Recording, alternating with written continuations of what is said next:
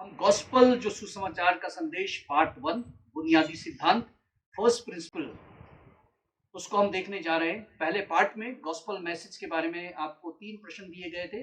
उन 3 प्रश्नों को जब हम अध्ययन करके अपने ग्रुप के साथ आए तो 2 प्रमुख प्रश्न पे हम विचार करेंगे। पहला ये सुसमाचार के पूर्ण संदेश की व्याख्या करें और अपने समूह में विचार विमर्श जो आपने करके सीखा है। तो सुसमाचार की पूर्ण जो संदेश है, जो गॉस्पल का फुल संदेश है, उसकी व्याख्या करनी है। और दूसरे उसमें इस सुसमाचार के द्वारा आपने अपने जीवन में क्या ग्रहण किया, क्योंकि जब तक सुसमाचार ग्रहण नहीं किया जाएगा हमारे जीवन में बदलाव नहीं आ सकता। इसलिए इसका महत्व क्या है, सुसमाचार के संदेश का महत्व क्या है, क्यों ये हमारे लिए पहला पाठ, पहला अध्याय हमारे लिए ये रखा गया है। आदि कलीसिया सुसमाचार के लिए जीते थे। आदि कलीसिया सुसमाचार के लिए अपने जीवन तक बलिदान कर देते थे। आखिर आदि कलीसिया ऐसा क्यों करती थी? सुसमाचार में प्रभु यीशु मसीह का जीवन है। सुसमाचार के द्वारा ही यीशु मसीह का जीवन हमारे अंदर आता है और हमारा जीवन बदल जाता है। ये सुसमाचार की सामर्थ्य है। जब सुसमाचार हमारी जिंदगी के अंदर आता है तो यीशु मसीह का काम हमारे अंदर होता है और यही सुसमाचार हमारी जिंदगी को बदल देता है। इसलिए ये इतना इंपॉर्टेंट है सुसमाचार को जानना। यदि हम चाहते हैं कि परमेश्वर का जीवन और वरदान हमारे अंदर आए तो हमें सुसमाचार को केवल दिमाग से नहीं लेकिन दिल से समझना होगा। इसलिए सुसमाचार को जानना अति आवश्यक है। ये सुसमाचार का महत्व है। ये सुसमाचार जीवन का सुसमाचार है। जीवन और मृत्यु हमारे सामने है। प्रभु कहता है जीवन को चुन लो। ये सुसमाचार जीवन और मृत्यु का एक फैसला है। सुसमाचार पर विश्वास ना करने वाले अनंत मृत्यु का भागीदार बनते हैं और विनाश लोग अर्थात नरक के हकदार हो जाते हैं। इसलिए ये कितना इंपॉर्टेंट है। सुसमाचार हमारे जीवन के लिए एक फैसला है। सुसमाचार को जब हम ग्रहण करते हैं, सुसमाचार का मतलब है एक फैसला हम करते हैं। पहले तो सुसमाचार को समझना है और उसके बाद फैसला है, और ये वही फैसला है जो जीवन और मृत्यु का फैसला है। इसलिए प्रियो, सुसमाचार का जो संदेश हम सीख रहे हैं, पढ़ रहे हैं, ये इसलिए इतना महत्वपूर्ण और इसलिए इतना इंपॉर्टेंट है। आज कई डुप्लीकेट गॉस्पल आ चुके हैं। ये बात अंडरलाइन कर लीजिए। आज यूट्यूब में, आज चर्चेस में, आज कलीसिया में बहुत सारे डुप्लीकेट गॉस्पल आ चुके हैं। जैसे वो गॉस्पल क्या है?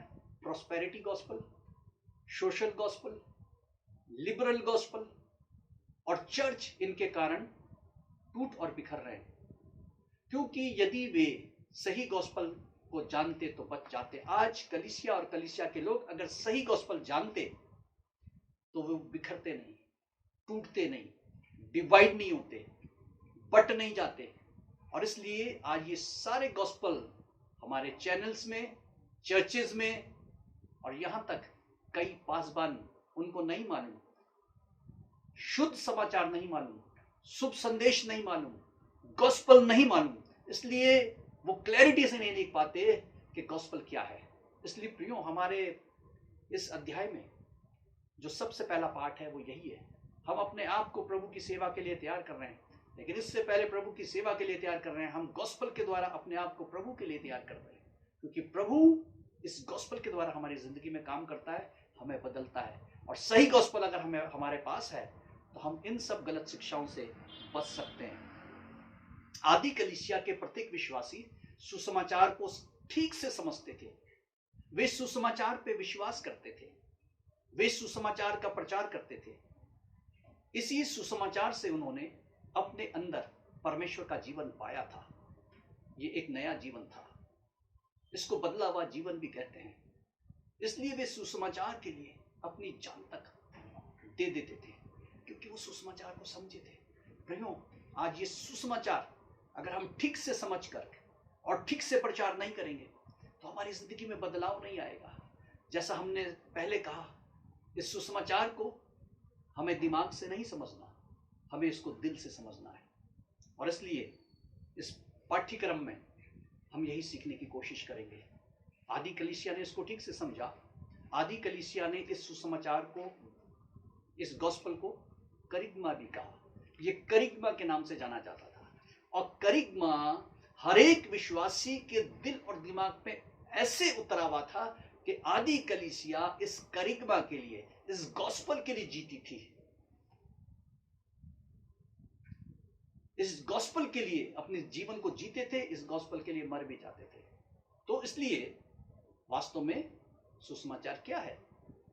अगर हम देखें, सुसमाचार परमेश्वर की महान योजना का संदेश है। हम इसको गॉस्पल को बहुत हल्का लेते हैं, लेकिन इस गॉस्पल में परमेश्वर की एक महान योजना व्यक्त होती है, जो भविष्यवक्ताओं के द्वारा जो कहा गया था। इसमें लिखा है, जब आप अपने अध्ययन की श्रृंखला में जाएंगे तो उसमें अंकित है कि जो भविष्यवक्ताओं ने कहा था, यहां से शुरू हुआ गॉस्पल। गॉस्पल कई बार हम सोचते हैं यीशु मसीह से शुरू हुआ, लेकिन यीशु मसीह के आने से पहले भविष्यवक्ताओं ने कुछ कहा था। ठीक उसके वचन के अनुसार सुसमाचार हमारे बीच में आया। तो ये परमेश्वर की महान योजना का संदेश है। ये महान योजना उस सुसमाचार को हमारे बीच में किस प्रकार से लेके आती है? क्या आप उसकी इस महान योजना को जानते हैं, जिसके बारे में अनेक भविष्यवक्ताओं ने पुराने नियम में भविष्यवाणी करी? ये गॉस्पल है, ये गॉस्पल की बुनियाद है। और इसलिए गॉस्पल की बुनियाद हमें जाननी है कि कहां से है। भविष्यवक्ताओं के द्वारा पुराने नियम में सुसमाचार के बारे में जो भविष्यवाणी करी थी, वहां से गॉस्पल शुरू हो जाता है। क्या परमेश्वर की इस योजना में जो सुसमाचार और गॉस्पल की कुछ भविष्यवाणियां आप याद कर सकते हैं? अगर आप कहेंगे हाँ, मैं उन भविष्यवक्ताओं ने जो गॉस्पल के बारे में बताया, मैं उन भविष्यवाणियों को जानता हूं, क्योंकि लिखा है कि जिसके बारे में भविष्यवाणी करी। तो क्या भविष्यवाणी करी? क्या आपको कुछ याद आता है? क्या आप पुराने नियम की कुछ गॉस्पल की भविष्यवाणियों को याद कर सकते हैं? आइए हम मिलकर के कुछ को याद करने की कोशिश करें। कहां से ये गॉस्पल शुरू हुआ? देखिए, उत्पत्ति 3:15 में जो फर्स्ट गॉस्पल कहते हैं, कहां से शुरू हुआ? जब इंसान ने पाप किया तो परमेश्वर ने गॉस्पल दिया। पाप हो गया, श्राप आ गया, मृत्यु आ गई, और इंसान जो है पाप में गिर चुका था। लेकिन फिर भी परमेश्वर ने अपने वचन के द्वारा गॉस्पल दिया। और उत्पत्ति 3:15 में प्रभु ने इस प्रकार से कहा कि परमेश्वर स्त्री के वंश के द्वारा शैतान के सिर को कुचलेगा।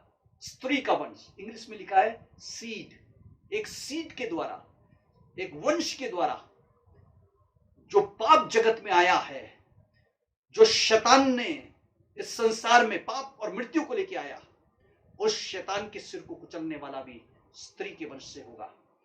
उत्पत्ति के 12 और 3 अध्याय में इसी वंश के बारे में किस प्रकार से ये वंश आगे बढ़ेगा। अब्राहम को परमेश्वर ने चुना और उससे ये वायदा किया, उसके वंश के द्वारा भूमंडल के सारे कुल आशीष पाएंगे, उसी वंश के द्वारा। तो उत्पत्ति में हम देखते हैं एक वंश के बारे में बताया गया, और परमेश्वर ने एक वंश की घोषणा करी, ये वंश के द्वारा भूमंडल के सारे कुल आशीष पाएंगे। इस वंश के द्वारा शैतान का सर कुचला जाएगा, मौत का सर कुचला जाएगा। किसने शैतान के सर को कुचला? किसके द्वारा सारे जगत के लोग आशीष पा रहे हैं?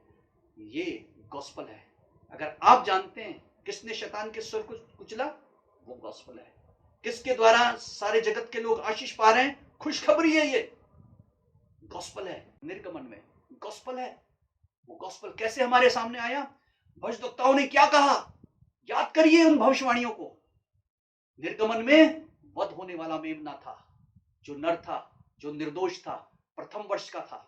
5वें पद में, 12 अध्याय के 5 पद में लिखा है, जिसका लहू खिड़की और दरवाजों पर लगाना था। उस लहू के द्वारा इजरायलियों को छुटकारा हुआ था। 13 पद में लिखा, उस लहू के द्वारा इजरायलियों का छुटकारा हुआ था। ये मेमना और उसका लहू छुटकारे का शुभ संदेश था। तो इसलिए प्रियो, उत्पत्ति में वंश, निर्गमन में वध होने वाला मेमना प्रोजेक्ट होकर हमारे सामने आया, और इस वध होने वाले मेमने के लहू के द्वारा इजरायलियों को छुटकारा मिला। तो मालूम चल गया गॉस्पल किस रूप से आ रहा है? एक मेमने के रूप में आ रहा है। गॉस्पल किस रूप से आ रहा है? उसका लहू बहाया जाएगा, उस लहू से छुटकारा मिलेगा। ये गॉस्पल निर्गमन की पुस्तक में हम देखते हैं। आगे देखते हैं किस प्रकार से भविष्यवक्ता ने गॉस्पल के बारे में बताया। वो वध होने वाला मेमना था। क्या हम अपने वध होने वाले मेमने को जानते हैं? इजराइल के प्रत्येक घराने ने मेमना लिया और उसे बलि करके उसका लहू लगाया। क्या हम भी अपने मेमने को और उसके लहू को जानते हैं? क्या उसका लहू हमें चाहिए या नहीं? गॉस्पेल है ये। परमेश्वर ने मेमने और उसके लहू के द्वारा 6 लाख लोगों को बचाया, छुटकारा दिया। मेमने और उसके लहू के द्वारा छुटकारा है, गॉस्पेल है ये। और इसलिए प्रियो, आज हमको भी पूछना है कि आज कलीसिया जानती है कि क्या हमको भी मेमने की आवश्यकता है? क्या हमको भी मेमने के लहू की जरूरत है?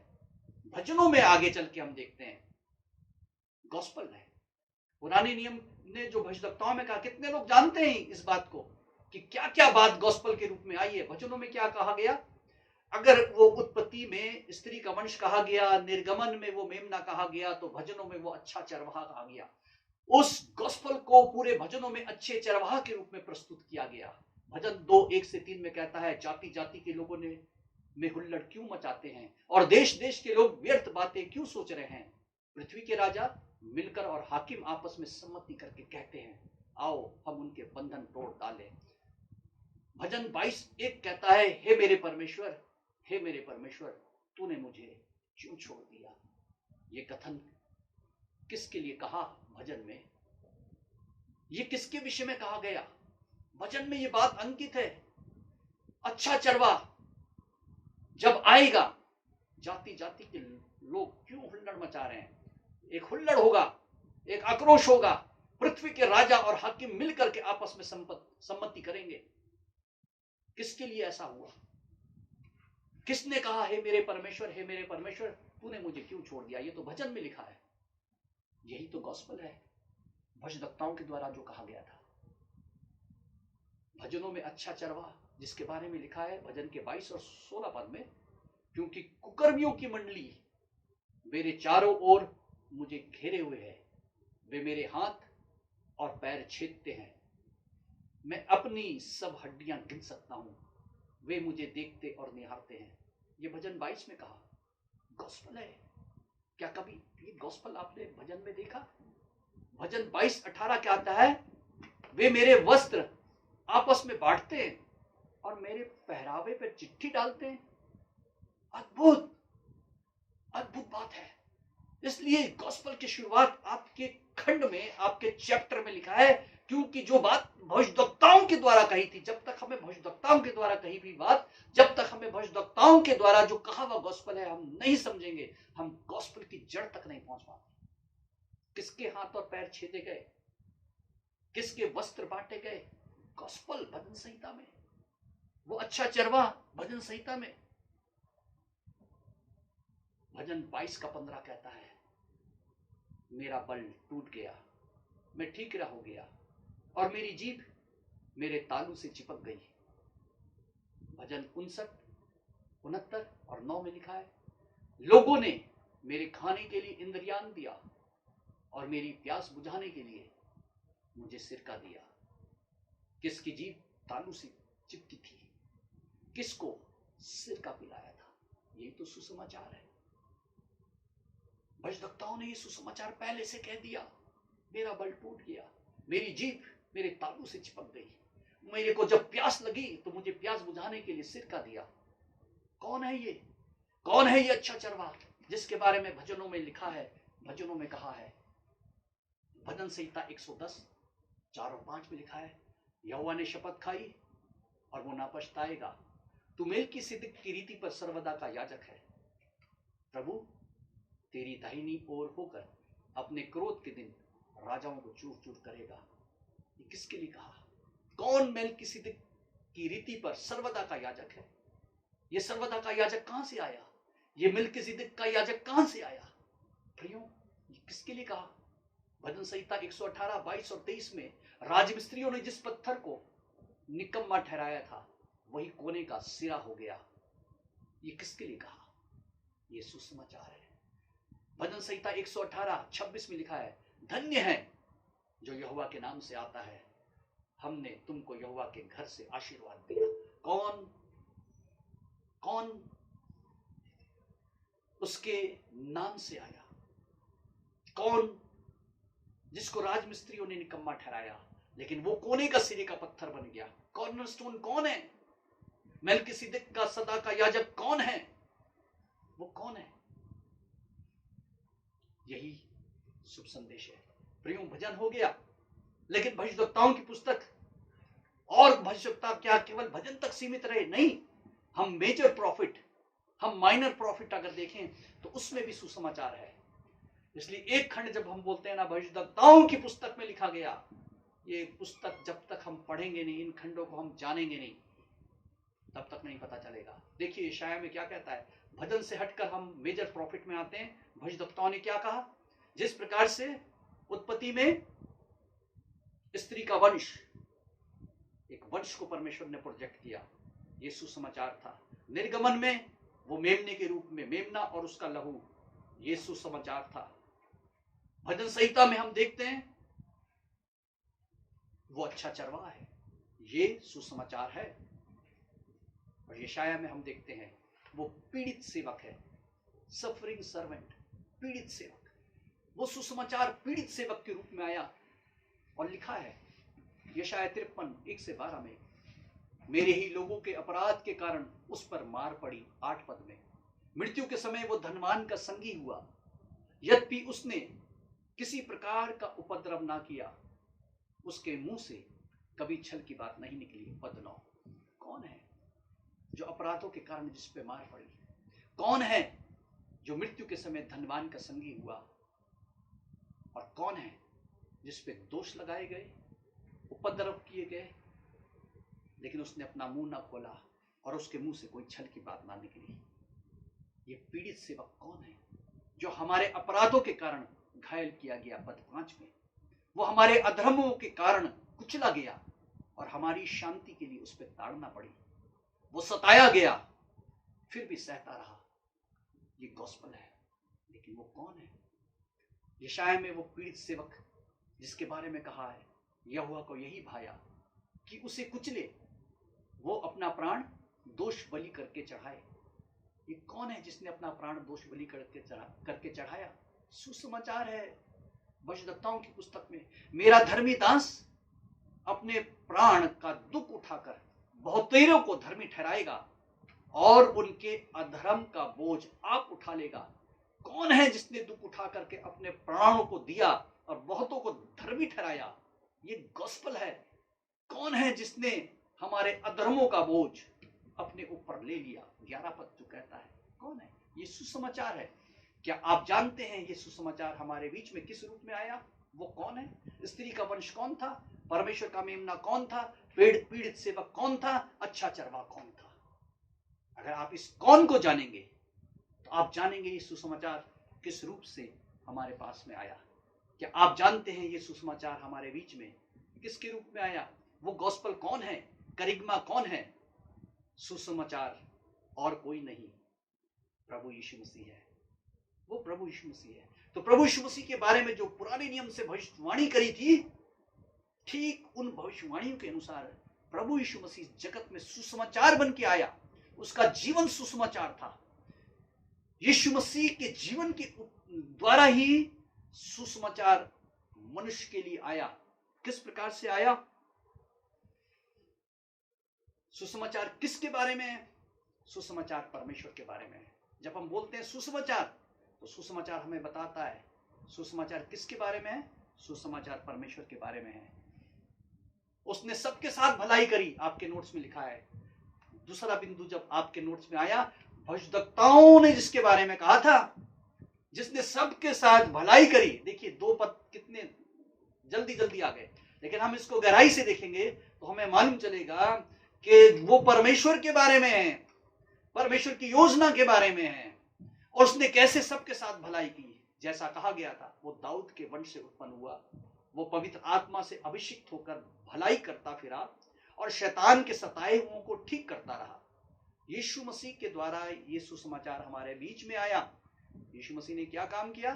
जो दाऊद के वंश का था, वो अभिषिक्त होकर के लोगों को भलाई करता रहा, शैतान के सताए हुए लोगों से छुटकारा देता रहा। उसने हमारे लिए क्या किया? वो हमारे लिए मर गया, उसको काठ पर लटका कर मार डाला गया। यशायाह के मुताबिक जो सफरिंग सर्वेंट था, उसकी सफरिंग को, उसकी पीड़ा को हम यहाँ पे देखते हैं, उस काठ पे देखते हैं। वो काट में लटका कर मार डाला गया। ये सुसमाचार है। जहां हमें मरना था, हमारे स्थान पे वो मर गया। ये सुसमाचार है। उसकी मृत्यु के द्वारा हमारे पाप क्षमा किए जाते हैं। ये सुसमाचार है। जो इस बात को समझता है कि हमारे लिए कोई मरा, हमारे पापों के लिए कोई मरा, और वो कोई और नहीं, वो प्रभु यीशु मसीह है, तो हमारे पाप क्षमा होते हैं। जब हमारे पाप क्षमा होते हैं, वो मर गया, लेकिन परमेश्वर ने उसे मृतकों में से जिलाया। अतः यीशु मसीह मरकर तीसरे दिन जी उठा। जो उस पर विश्वास करता है, वो मृत्यु से पार होकर जीवन में प्रवेश कर चुका है। पुनरुत्थान आया, मृत्यु पे विजय आई, पाप के द्वारा मृत्यु आई, लेकिन इस मृत्यु को कोई हरा ना सका, इस मृत्यु को कोई पराजित ना कर सका। लेकिन हम धन्यवाद देते हैं जो सुसमाचार हमें मिला। उसने मौत के बंध को, मृत्यु के बंध को तोड़ दिया। ये सुसमाचार है। पुनरुत्थान मृत्यु पर विजय है। यीशु ने कहा, पुनरुत्थान और जीवन मैं ही हूं। जो कोई मुझ पर विश्वास करता है, यदि मर भी जाए तो भी जिएगा। यूहन्ना 11:25 में लिखा है। यीशु के जी उठने के बाद प्रेरितों ने उसे देखा, उसके साथ खाया पिया, और उसके जी उठने के प्रमाण हैं। ये लोग प्रभु यीशु मसीह के जी उठने के गवाह हैं, प्रेरित। सो यीशु मसीह मारा गया, ऐतिहासिक सच्चाई। यीशु मसीह जी उठा, ऐतिहासिक सच्चाई, प्रमाणित सत्य है। ये उसके जी उठने के प्रमाण है। और प्रेरितों ने, चेलों ने उसके साथ खाया पिया, उसको देखा। ये कहानी और कथा नहीं, ये मिथ नहीं है, सच्चाई, ऐतिहासिक सच्चाई है प्रियो। ये सत्य है, सुसमाचार सत्य है। पापियों के लिए जो मारा गया, जिसके बारे में कहा था, ठीक वैसे ही वो मारा गया।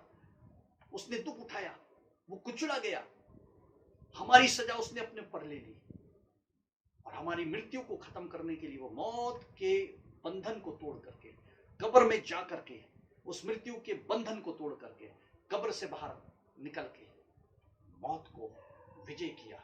जिसको कोई ना हरा पाया, जिस जगह से कोई निकल ना पाया, वहां से प्रभु यीशु मसीह जी उठा, क्योंकि परमेश्वर की योजना के तहत था। यीशु मसीह सच्चा न्यायी है। वो जीवितों और मृतकों का न्यायी है, और जल्द आने वाला है। ये सुसमाचार का हिस्सा है।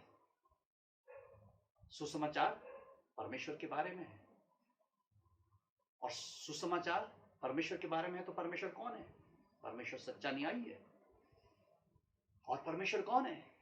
परमेश्वर यीशु मसीह है, जो हमारा उद्धार करता है। जो कोई अपने पापों से मन फिराकर प्रभु यीशु मसीह पे विश्वास करेगा और बपतिस्मा लेगा, उसके पाप क्षमा किए जाएंगे और उसको अनंत जीवन मिलेगा। ये गॉस्पेल है। जब यीशु मसीह ने इतना बड़ा काम किया, तो हमें क्या करना है? हमें अपने पापों से मन फिराना है, हमें अपने पापों से प्रायश्चित करना है, क्योंकि पापों के लिए वो क्रूस पे ठोका गया, गाड़ा गया, तीसरे दिन मुर्दों में से जी उठा। हमें भी पाप से नाता तोड़ना है, हमें भी पाप से मन फिराना है, हमें उस परमेश्वर के पास लौट के आना है, जिसके बारे में परमेश्वर ने उत्पत्ति से लेकर के पुराने नियम की अंतिम पुस्तक तक भविष्यवाणी करके अपनी योजना को प्रकट किया वचन के द्वारा। और ठीक जैसा कहा था, वैसा ही यीशु मसीह का जन्म हुआ। कहाँ उसका जन्म हुआ? लिखा था। किसके द्वारा उसका जन्म होगा? लिखा था। किस जगह पे उसका जन्म होगा? लिखा था, जिसके बारे में अभी हमने चर्चा नहीं करी। लेकिन और भी भविष्यवाणियां, हमने केवल मोटी मोटी बातों को देख लिया, ताकि हम जाने गहराई से कि जो परमेश्वर की योजना थी वो हमारे बीच में वचनों के द्वारा आई, यीशु मसीह के द्वारा आई, और यीशु मसीह में सारी भविष्यवाणियां पूरी हुई।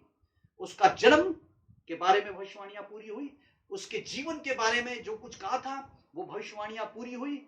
वो भलाई काम करता रहा, वो अंधों को आंखें देता रहा, वो कोढ़ियों को शुद्ध करता रहा, वो मुर्दों को जिलाता रहा, वो लंगड़ों को चलाता रहा। उसने सारी भविष्यवाणियां पूरी करी। उसके बारे में कहा था वो क्रूस पे चढ़ेगा, उसके बारे में कहा था उसके वस्त्र बांटे जाएंगे, उसके बारे में कहा था उसके मुंह पे थूका जाएगा, उसके बारे में कहा था कि उसके हाथ और पैर में कीलें ठोकी जाएंगी। एक एक चीज उसके बारे में बताई गई। उसके बारे में कहा था कि उसको प्यास लगेगी तो उसको सिरका दिया जाएगा। ये सब उसने हमारे पापों के लिए किया, ये सब उसने हमारे लिए किया। अगर हम में से कोई अपने पापों से मन फिराएगा, उस पर विश्वास करेगा, इस सुसमाचार को अपने जीवन में ग्रहण करेगा, इस बात पे विश्वास करेगा, इस सुसमाचार को, यीशु मसीह जो सुसमाचार के रूप में आया, उसको अपना उद्धारकर्ता ग्रहण करेगा, उसके पाप क्षमा किए जाएंगे और उसको अनंत जीवन मिलेगा। ये सुसमाचार है। उद्धार और अनंत जीवन सबके लिए है प्रियो, उद्धार और अनंत जीवन सबके लिए ये सुसमाचार है। परमेश्वर किसी भी जाति का पक्ष नहीं करता। अनंत जीवन सबके लिए है। परमेश्वर का प्रेम और क्षमा सबके लिए है। परमेश्वर किसी एक जाति या किसी एक धर्म या किसी एक देश या किसी एक भाषा का नहीं, वरन परमेश्वर सबका है, सारे जहां का है, सारे लोगों का है, सारी जातियों का है, हर एक इंसान का परमेश्वर। एक परमेश्वर, जिस परमेश्वर के बारे में बाइबल बताती है, वो सबका परमेश्वर है, वो सबसे प्यार करता है, वो किसी का पक्ष नहीं करता। ये सुसमाचार है प्रियो, ये सुसमाचार बाइबल बताती है। सुसमाचार परमेश्वर की योजना का बखान है। सुसमाचार पापी मनुष्य को बचाने के लिए परमेश्वर की योजना है। ये सुसमाचार इसलिए है ताकि हर एक पापी को मौका मिले कि वो पापों से प्रायश्चित करे, अपने पापों को छोड़े, पापों से छूटने के लिए प्रभु के सूली के पास आ जाए, अपने गुनाहों से माफी मांगे, प्रभु से छुटकारे की प्रार्थना करे, प्रभु से पापों की क्षमा की प्रार्थना करे, प्रभु यीशु मसीह को अपना उद्धारकर्ता ग्रहण करे। ये योजना परमेश्वर ने मनुष्य के लिए बनाई है। इस योजना को ग्रहण करिए। ये सुसमाचार है जिसके बारे में भविष्यवाणी हुई, इसीलिए हुई कि परमेश्वर ने योजना बना दी। मनुष्य के उद्धार की योजना बन चुकी, मनुष्य के पाप की क्षमा की योजना बन चुकी। ये सुसमाचार है। सुसमाचार परमेश्वर के बारे में है। वो कौन है? जो सबका प्रभु है, जो किसी का पक्ष नहीं करता, जो सच्चा न्यायी है। वो और कोई नहीं, वो प्रभु यीशु मसीह है। वो और कोई नहीं, प्रभु यीशु मसीह है। सबका प्रभु, किसी का पक्ष नहीं करता, सच्चा न्यायी। ये सुसमाचार है प्रिय। जो मानव के पापों के लिए मारा गया, गाड़ा गया, जो तीसरे दिन मर के जी उठा, जिसके प्रेरित गवाह हैं, जो आसमान पे चढ़ गया और जगत का न्याय करने को फिर से आने वाला है। यही तो सुसमाचार का निचोड़, जो हम जिसको बोलते हैं, यही तो वो निचोड़ है प्रियो। इसी को सुसमाचार बोलते हैं। इसमें वो सारी बातें निहित हो गई जो आपने अध्ययन करी। तो सुसमाचार ये है, प्रभु यीशु मसीह पापियों को बचाने को आया। इसलिए जो कोई अपने पापों से मन फिराएगा, प्रभु यीशु मसीह पे विश्वास करेगा और बपतिस्मा लेगा, उसके पाप क्षमा होंगे और उसको अनंत जीवन मिलेगा। सुसमाचार। क्या हम परमेश्वर की योजना पे विश्वास करते हैं? क्या हम विश्वास करते हैं कि प्रभु यीशु मसीह जो सबके प्रभु, सबका प्रभु है और सच्चा न्यायी है, मेरे पापों के लिए मारा गया, मेरे पापों के लिए गाड़ा गया और तीसरे दिन मुर्दों में से जी उठा, और जो मुझे लेने के लिए फिर से आने वाला है। यह है सुसमाचार का केंद्र। क्या ये मैं विश्वास करता हूँ? यही वो सुसमाचार है जो हमारी जिंदगी को बदल देगा। यही वो सुसमाचार है जब हम सच्चाई से मन फिरा करके उस प्रभु यीशु मसीह को अपनी जिंदगी में लेंगे, उसको अपना उद्धारकर्ता बनाएंगे। वो हमारे पाप को क्षमा करेगा और वो हमको लेने के लिए बहुत जल्द आने वाला है।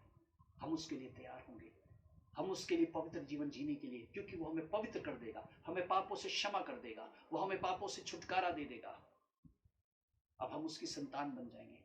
क्या हम में से हर एक जो इस कोर्स को करने वाला है, क्या कभी आपने ऐसी प्रार्थना करके प्रभु के आगे अपने जीवन को सौंपा है? प्रभु यीशु मसीह को निमंत्रण दिया है? प्रभु यीशु मसीह के इस सुसमाचार पे विश्वास किया है? ये जब जीवन में आएगा, सच्चाई से उतरेगा, यही जीवन को बदल देगा। आदि कलीसिया के लोगों के जीवन को इसी सुसमाचार ने बदला।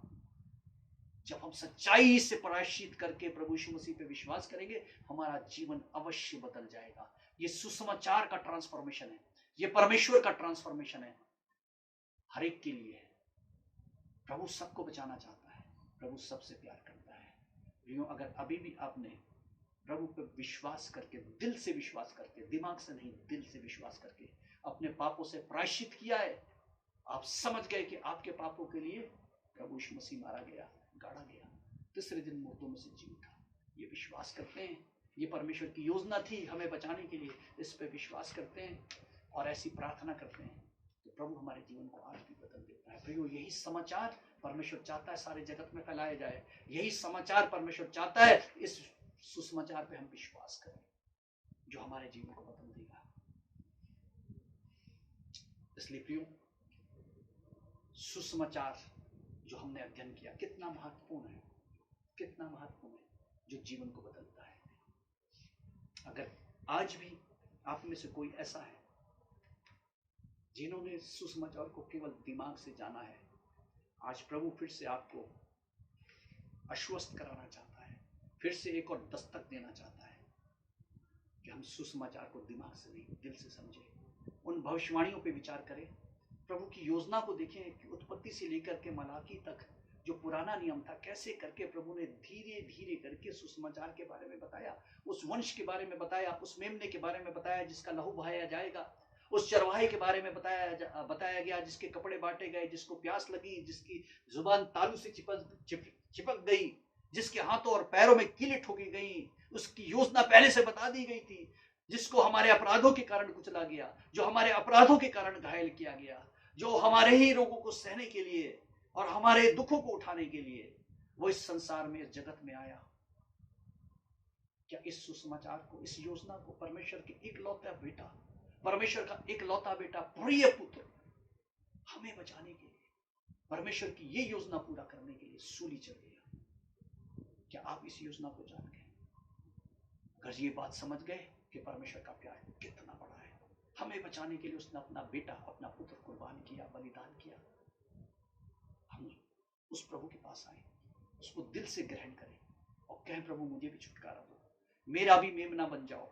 उस लहू को अपने जीवन में उतरने दें, लगने दें, धुलने दें अपने दिल को उस मेमने के लहू से, क्योंकि प्रभु आपके जीवन में पाप के सर को कुचलने के लिए, पाप के जीवन को नष्ट करने के लिए मौत के ऊपर विजय पाया। छुटकारा देने वाला, उद्धार करता वही है। सो प्रियो, यहाँ पे हम सुसमाचार के संदेश को समाप्त करेंगे, यहाँ पे हम इसका अंत करेंगे। ये फुल गॉस्पल के वो सारे पॉइंट और बिंदु हैं जो हमने विस्तार से हमने देखे। इनमें से कुछ मुख्य भाग में अगर आप कहीं पे भी चूके हैं तो आप उसको नोट डाउन कर सकते हैं।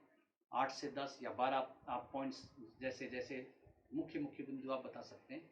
लेकिन अब दूसरा सवाल है, आपने सुसमाचार कैसे सुना?